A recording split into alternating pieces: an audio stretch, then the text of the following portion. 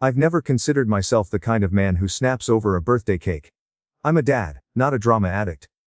But sometimes a single moment, one you don't see coming, one you think is small, cracks open everything you've been holding together. For me, it happened the second my nephew slammed both of his sticky hands into my son Ethan's birthday cake and screamed. Now no one gets any. I didn't yell. I didn't even flinch. I just felt something inside me go quiet in a way that wasn't normal. That night, my sister Melissa sent a text that said, "You're overreacting. Don't bother coming around anymore." And I replied with the calmest 7 words I've ever typed. Cool. I'll unlist the house title tomorrow. By morning, my phone lit up with 38 missed calls. And that was when I knew the cake was only the beginning. I woke up that morning thinking the day was going to be simple. No surprises, no drama, just a backyard full of kids. Burgers on the grill. And my son Ethan turning 8 with the kind of smile that makes a father forget every rough week at work. Ethan had been counting down for a month. Not to the presents, not to the guests, no. He was obsessed with the damn cake. A giant chocolate dinosaur eruption cake with a green frosting volcano and candy rocks. He talked about it like it was a once-in-a-lifetime archaeological discovery. By noon, the backyard was alive with noise, kids chasing each other. The bounce house deflating every 20 minutes. Because someone kept unplugging it. And my neighbor Dave handing out juice pouches like he was running disaster relief. Everything was chaotic. But it was the good kind of chaotic. The kind you don't mind. Then Melissa showed up. Late, of course. She always arrived like she was making an entrance to an awards show she wasn't invited to, one hand holding her phone. The other dragging her son Tyler. Who was already scowling like someone stole his lunch money. Sorry, parking was a nightmare. She announced loudly as if we lived in downtown Manhattan instead of a quiet suburban street. Hey Mel. I said, trying to keep things light. Glad you made it. She didn't even look at me. She tossed her sunglasses on the patio table and headed straight for the drinks. Tyler, meanwhile, bulldozed into the yard like a 6-year-old wrecking ball. Within the first 3 minutes, he smacked another kid with a plastic sword, popped 2 balloons, and knocked over a plate of fruit.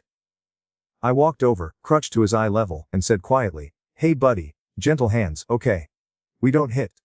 Tyler narrowed his eyes like I'd committed a federal crime. Melissa swooped in instantly. "Brandon, he's 6. Relax," she said sharply. "You make everything sound like a lecture." "I literally said 3 words, I replied. "Well, maybe don't parent my kid." She whisked Tyler away and muttered under her breath, loud enough for me to hear. "God. You're dramatic." I swallowed it. I always do. Today was Ethan's day, not a day for old sibling wars. The cake came out an hour later. Ethan's eyes sparkled. 40 seconds of pure joy, all the kids crowding around the table, tiny voices belting out happy birthday. Ethan leaned forward to blow out the candles. And that's when Tyler shoved him aside. I didn't even see him move. 1 second Ethan was there, the next, Tyler's hands, both of them, came crashing down into the center of the cake. Chocolate and green frosting exploded like a crime scene. Tyler screamed, at full volume, "Oh no, Eleanor, Ajwine." Even the bounce house went silent. Ethan froze. His face twisted, confusion first, heartbreak second. I felt the air leave my lungs. Melissa finally looked up from her phone and gave a weak laugh. "Wow, okay, that was dramatic. Dramatic." She said it like that was the issue. I didn't speak. I didn't shout. I just picked Ethan up, carried him into the house, and closed the door. But something in me, something I'd held shut for years, clicked open in that exact moment. Inside the house, Ethan curled into my chest, his little hands gripping my shirt like he was trying to keep himself from falling apart. "I didn't do anything wrong. Right, Dad?" He whispered sentence. That's any trembling sentence. It hit me harder than anything Melissa had ever said or done. "No, buddy." I murmured. "You did everything right. Some people just don't know how to be kind." He nodded. But his eyes were glossy. An 8-year-old shouldn't have to swallow pain that deep. The party fizzled outside. Parents pretended they didn't see the mess. A couple murmured awkward apologies. Melissa didn't check on us once. After everyone left, I cleaned frosting off the patio, and threw what remained of the dinosaur cake into the trash. The house felt heavier than it should have, like the walls themselves were holding their breath, waiting for what came next. That night, when Ethan finally fell asleep, my phone buzzed. "Melissa, you're overreacting. Don't bother coming around anymore." I stared at the message, rereading it again and again. No apology. No accountability. Just her usual tactic: rewrite the story, paint herself as the victim, dismiss everything as an overreaction. My thumb hovered over the keyboard. I didn't feel anger. I didn't feel hurt. I felt clarity. Cold, sharp clarity. And so I typed. I hit send. Set the phone down. Then walked into Ethan's room just to watch him breathe. For the first time in years, I felt something settle inside me. Not guilt. Not fear. Just the realization that I didn't have to keep carrying someone else's chaos anymore. I went to bed with the phone on silent. When I woke up, sunlight spilled across the room, and my screen lit up like Times Square on New Year's Eve. 38 missed calls. Most from Melissa. Some from relatives who hadn't spoken to me since last Thanksgiving. 2 were from unknown, which meant she'd used someone else's phone to call after I stopped answering. The voicemails were frantic, a descending staircase of panic. Brandon, what do you mean unlist the house? Call me back. Are you serious? You wouldn't actually do that. This isn't funny. Pick up the phone. Brandon Army. Then the final one, voice cracking. You can't do this to us, Brandon. Please. Call me. The thing is, I hadn't even done anything yet. I'd only told the truth, something she wasn't used to hearing. But that level of panic. That told me she had far more to lose than I realized. And I was about to find out exactly how deep her lies went. The calls didn't stop. By noon, Melissa had switched from panic to rage. My text lit up with messages fired off like bullets. You're being dramatic. Eat was just a cake. You embarrassed me in front of everyone yesterday. Stop ignoring me. I didn't answer a single one. Instead, I took Ethan for pancakes at our favorite diner. He stared out the window while stirring syrup into his chocolate milk, silent in a way that cracked me open. I kept glancing at my phone, expecting it to finally go quiet. It didn't. But the real shock didn't come from Melissa, it came from a letter in my mailbox that afternoon. A thick envelope from City Development and Licensing. At first, I thought it was tax paperwork. Then I saw the property address listed at the top, the house Melissa was living in. My rental. The house I'd let her stay in rent-free for 3 years. I opened it. Inside was a request for additional documentation. Regarding an application for a home daycare permit. Filed under applicant name, Melissa Miller, property manager, property owner. A blank. My jaw locked so hard I felt my teeth grind. She didn't even write my name. I read the letter twice, then again slower this time, as if the words might rearrange themselves into something less insane. A daycare. In a house she didn't own. Without telling me. On paperwork sent to the city. My phone buzzed again. This time it was my cousin Stephanie. Hey, Brandon. She said. I just got off the phone with Melissa. She said you threatened to kick her and Tyler out. Is that true? I pinched the bridge of my nose.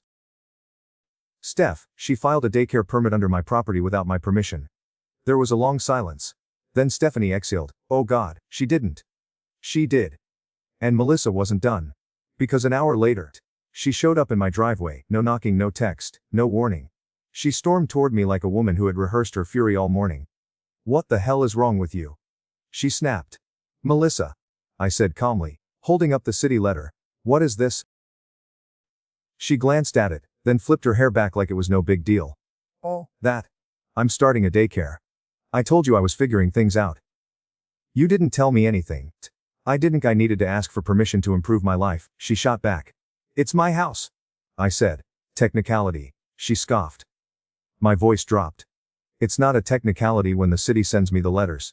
That finally made her blink. Then, right on cue, she pivoted to her favorite tactic, victim mode. I'm a single mom. She said breathlessly. Do you even understand how hard that is? I'm trying to make something of myself. And instead of supporting me, you're threatening me. Supporting you? I laughed.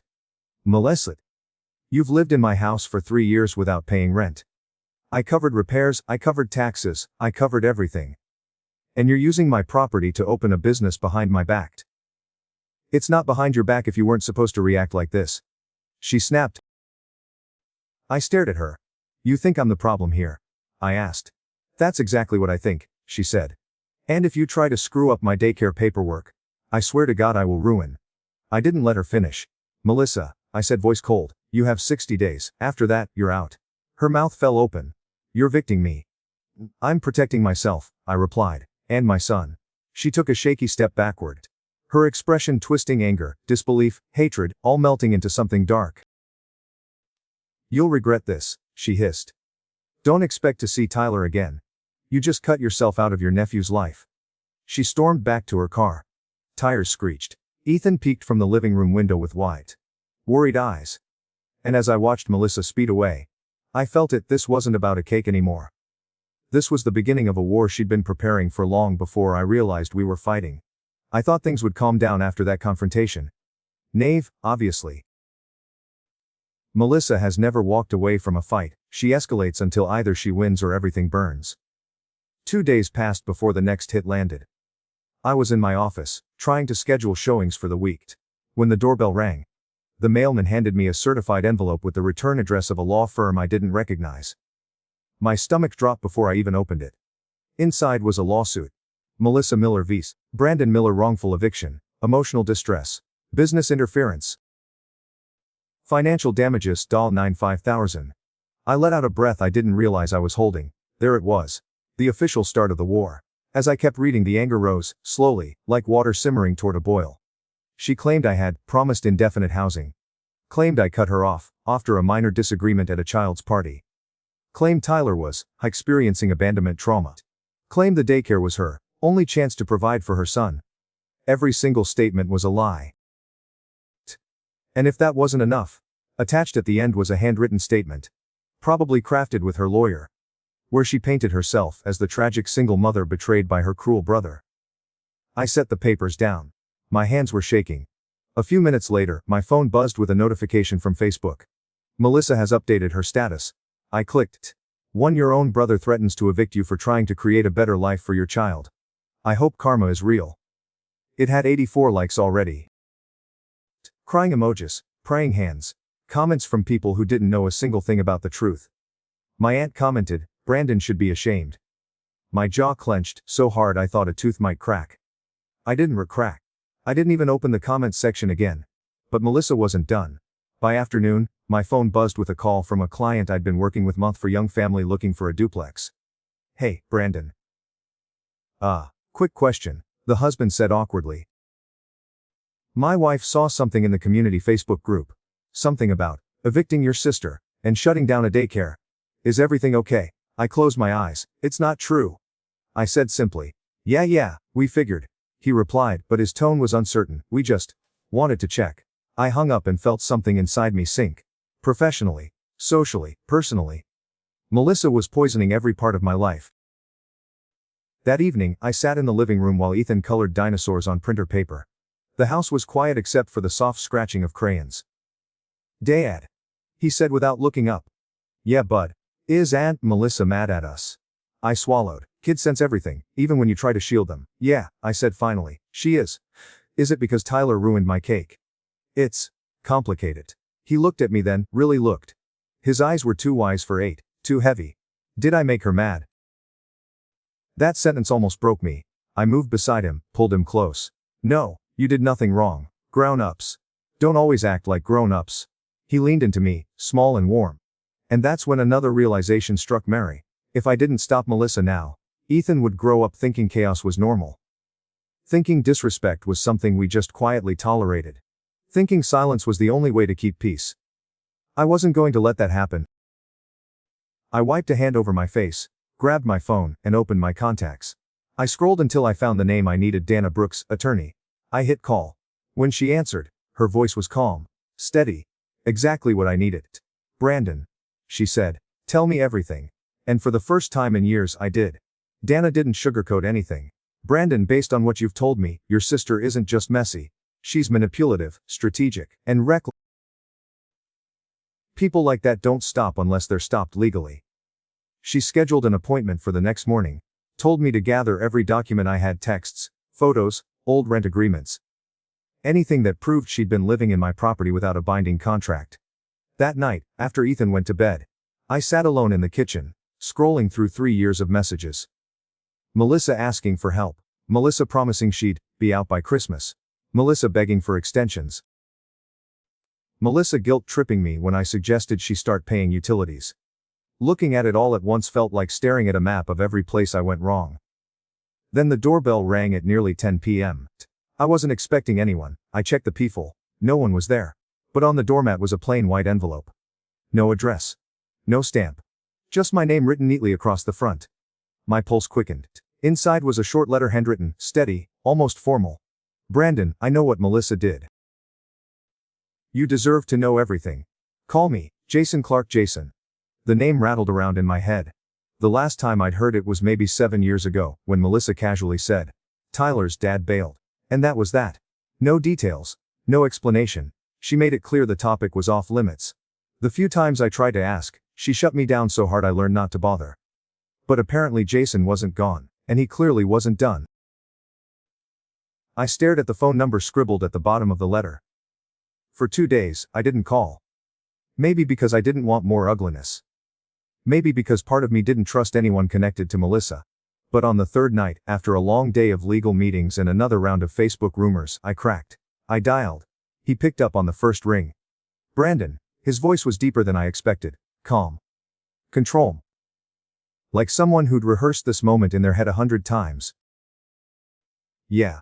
This is Brandon, thank God, he breathed. I've been trying to figure out how to reach you without making things worse. What is this about? I asked. What do you know? A long silence stretched across the line, heavy, reluctant, loaded. Then he exhaled. It's about Melissa, and Tyler. And what she's been lying about for years. I didn't interrupt. I didn't breathe. Jason continued. Melissa and I were still together when Tyler was born. I supported her, financially, emotionally, all of it. But things went downhill when her business failed. What business? I asked. A wedding planning company. She drained my savings into it, maxed out my credit cards, told me it was just startup costs, but she was buying personal stuff, clothes, electronics, vacations, under the business name. My pulse hammered in my ears. She lied about expenses, he said.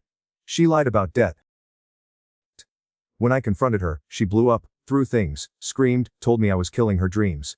Then she kicked me out. That's not what she told us. I said. She told everyone I abandoned my son. Right? His voice cracked, just slightly. She told me if I tried to fight for custody, she'd accuse me of abuse. I stared at the wall, stunned into silence. Brandon. I didn't want Tyler growing up hearing that his dad hurt people. I didn't have the money for lawyers. So I backed off. But I never stopped checking in. Quietly. From a distance. I swallowed hard. Why come forward now? There was a rustle of movement, like he was pacing. Because what she's doing to you. The daycare permit. The lawsuit, the smear campaign, that's exactly how she operates. She creates chaos, then blames everyone but herself. And if she's turning Tyler into her. I can't stay silent anymore. Then he dropped the real bomb. Also, she's been collecting child support. I frowned. From who? You aren't in the system. From a friend, he said. She pays him to pretend he's the custodial parent on paper. He files. Melissa gets the money. It's fraud buried under enough paperwork that nobody noticed. My grip tightened on the phone. And it gets worse. He added softly. She's been planning the daycare for over a year. Using your house address. She told people you promised it to her. That you were going to transfer ownership eventually. My stomach lurched. She's trying to take your house, Brandon. The daycare was step one. You kicking her out ruined her plan. Silence swallowed us both. Finally I asked, will you help me? Will you go on record if needed? Jason didn't hesitate. I'll do whatever it takes to stop her. I'm done letting Melissa control the story. And for the first time since the cake incident, I felt something I hadn't felt in weeks. Hope. Sharp. Clear. Dangerous. Because Melissa wasn't the only one ready for a fight now. The next morning started before the sun. I barely slept, but for the first time in weeks, the exhaustion felt purposeful, as if my mind had shifted from survival mode into strategy. At Dana's office, I laid everything on the table, literally everything. A stack of printed texts. Screenshots of Melissa's Facebook posts. Emailed repair bills. Copies of the mortgage. The city's daycare permit letter.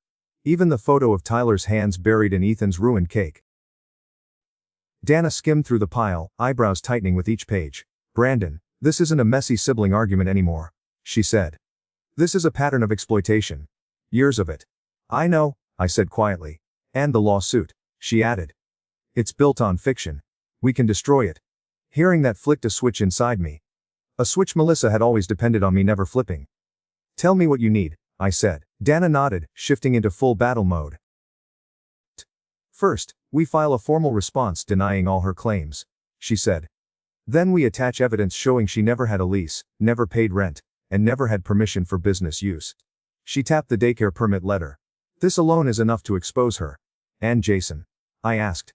His testimony changes everything, she said. If he's willing to sign an affidavit about fraud, misrepresentation, and the child support scheme, it undermines her entire credibility. I felt my jaw clench.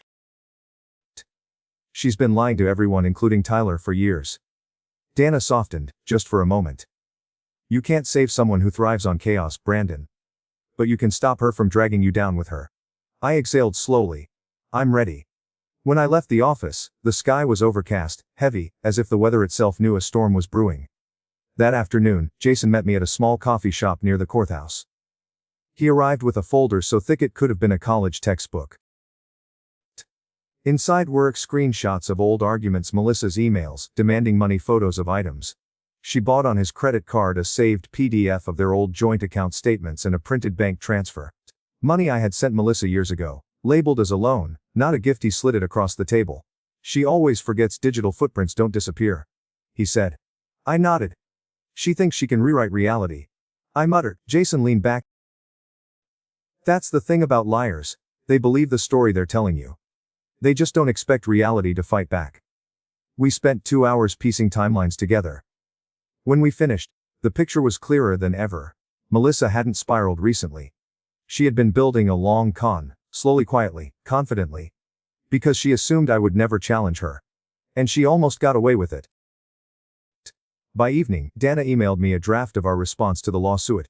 Formal denial of wrongful eviction, proof of property ownership, documentation of 60-day notice cease and desist order for defamation, complaint to the city about fraudulent business filings, Jason's sworn statement detailing years of manipulation. I read it twice. This wasn't revenge, this was protection, not just for me but for Ethan, for Jason, even Tyler. Because Melissa's chaos didn't just hurt the adults, it was shaping those kids in ways they didn't even understand yet. After dinner, Ethan wandered into my office, while I was scanning more documents. He leaned against the doorframe. Dad, are we gonna be okay? I paused, looked at him. His face was soft and trusting, so different from Tyler's hardened defensiveness. I couldn't let Melissa turn him into another casualty of her storm. Yeah, bud, I said, pulling him close. We're going to be fine. I promise. He nodded and left the room, humming a song he'd made up.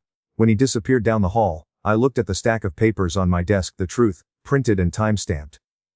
For years, I stayed quiet to keep the peace. But silence had turned me into a target. Not anymore. I opened my laptop, attached every document, and hit send to Dana. The war was officially underway. And Melissa had no idea how unprepared she was for what was coming. The courthouse smelled like old paper, stress, and burnt coffee, exactly the way I remembered it from a decade of real estate disputes. But this time felt different. Heavy. Personal. Like every step I took down the hallway was peeling open pieces of my past I'd spent years burying. Dana walked beside me, calm as always, clutching a file thick enough to break a toe if she dropped it. You're ready? She asked. I nodded, though my stomach churned like I'd swallowed gravel. Inside the courtroom, Melissa sat at the front, 13 minutes late, with her sunglasses perched on her head like a crown, lips pursed like she was the one who'd been wronged. Tyler sat next to her, tapping a toy truck against the wooden bench. She didn't look at me. Not yet. The judge entered. An older man with steel, gray hair and the energy of someone who'd seen every kind of stupid humanity had to offer. Case number 11-14-2 Miller versus Miller, the clerk announced. We stepped forward. Before the judge could speak, Melissa launched into her performance. Your Honor, she said dramatically, pointing at me like I was a serial killer on trial. My brother is throwing me and my son out on the street after I've lived in that house for years. No warning, no compassion. Just cruelty. The judge held up a hand. Miss Miller, you will wait until you are asked to speak. Melissa huffed and slumped into her seat like a teenager denied phone privileges. Dana stepped forward and calmly slid a thick packet of documents onto the judge's bench. Your Honor, this is our response and counter motion. It includes proof of property ownership, documentation of proper notice, and evidence of fraudulent actions committed by Miss Miller. The judge flipped through the pages. His brows rose. He turned to Melissa. Miss Miller, he said slowly, this directly contradicts everything you just claimed. Melissa's mouth fell open. He's lying. She stammered. I lived there for years. That means I have rights. I'm basically a co-owner by residency. That is not. The judge interrupted sharply. How property law works. She looked stunned, like no one had ever told her no in her life. We're not done, Dana said, stepping aside. Your Honor, we believe this case has larger implications regarding credibility. We have a witness. The courtroom doors opened. Jason stepped in. Melissa went white. Absolutely ghost white. He walked forward, steady, placed a hand on the bench. For the record, he said, voice strong, my name is Jason Clark, I'm Tyler's father. The room fell into a vacuum. Even Tyler stopped tapping his truck. The judge blinked in surprise. Proceed, Mr. Clark. Jason handed the clerk a notarized statement. I have submitted an affidavit detailing years of financial manipulation, fraudulent child support filings, and threats made by Miss Miller to keep me away from my son. Melissa leapt to her feet. You don't get to talk, she screeched. You abandoned us. Jason didn't flinch. No, he said softly. You pushed me out. And you told everyone I left. The judge cleared his throat. Miss Miller, sit down. She didn't. Instead, she turned toward me, eyes burning. You planned this. Both of you. You're trying to destroy me. Dana stepped between us like a shield. We're presenting facts, she said evenly. Not stories. Melissa's hands trembled violently. I didn't think he'd do this to me, she whispered. Her voice cracked in a way that wasn't rehearsed. For the first time, I saw the real Melissa, panicked. Cornered, stripped of her narratives. Miss Miller. The judge said, do you have any legal documentation supporting your claims? A lease? Rent payments, written agreements, permission to use the property for business? Melissa's lips trembled. No, but, and do you have counsel present today? No, she whispered. The judge sighed, exasperated. Then let me be absolutely clear, you lived in the property rent-free, by the goodwill of your brother. He served proper notice. Your daycare application contained false information. Your lawsuit is without basis. He tapped his gavel lightly. The eviction is valid and will proceed. Melissa let out a sound, a sharp, wounded gasp. No, you can't do this. Where am I supposed to go? Respectfully. The judge replied. That is not a legal issue for this courtroom. Her expression contorted anger, fear, disbelief, all melting into pure, raw fury. She spun toward Jason. You betrayed me. He lifted his chin. You betrayed yourself. She turned to me next. I hope you're happy, she hissed. I didn't speak. Not a word. Silence was my final boundary. After the ruling, Melissa stormed out of the courtroom, dragging Tyler by the arm so roughly Jason had to intervene. Melissa, stop, he said. You're scaring him. She jerked away from him, from all of us, and staggered through the hallway like a woman who just learned gravity no longer applied. Jason exhaled shakily. She's not going to make this easy, he murmured. She never has, I replied. But I'm not walking away again, he said, voice steady. For the first time, I believed him. The eviction happened quietly. No drama, no screaming, no police. Just a date on a calendar, a few signatures, and a final walk through. Melissa left the house in worse shape, scratches on the doors, broken blinds, a cracked bathroom mirror. Nothing catastrophic, but enough to show her spite. She didn't look at me at all. Just shoved the keys into my hand and stormed off with Tyler trailing behind, silent and tired, looking. For a moment, I stood in the empty living room, sunlight filtering through the dusty blinds, and let the reality sink in. Years of manipulation. Years of guilt tripping. Years of swallowing my words. And all it took was one cake, one stupid moment, to expose all of it. I realized then that the cake wasn't the beginning of the chaos. It was the beginning of my clarity. Melissa's stories finally collapsed under their own weight. And for the first time in a long time, I wasn't afraid of her anymore. Life didn't magically fix itself the moment Melissa was gone. Real storms leave debris. Emotional storms do too. The week after the eviction, I walked through the empty house she'd lived in, my house, and took in the scratches, the dents, the mess left behind. It felt less like damage and more like a map of all the boundaries I should have set years ago. I spent 2 days repairing things myself. Not because I had to, but because it felt symbolic. Like I was patching up parts of my own life. By the time I finished, the place looked clean again. Lighter. Airier. Like it could finally breathe. Meanwhile, the aftermath of Melissa's lies began catching up with her. The city's zoning department reached out to me for additional details about the fraudulent daycare permit. Investigators dug into the application, then into her taxes. Then into the person who'd been filing fake child support paperwork on her behalf. Within a month, the scheme unraveled. Her friend, who acted as the fake custodial parent, panicked and confessed. Multiple reports were flagged. Child services became involved.